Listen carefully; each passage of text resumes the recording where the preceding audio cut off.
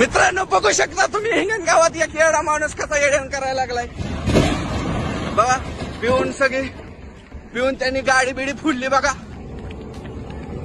लय प्यालाय लय म्हणजे अंधाधुंद येड्यान करायला लागलाय बघा.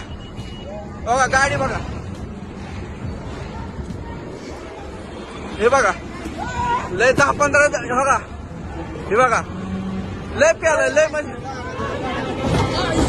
हे बघा हे बघा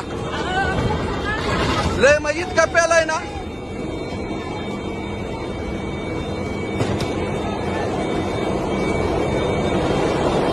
लय म्हणजे लय प्यालाय मित्रांनो.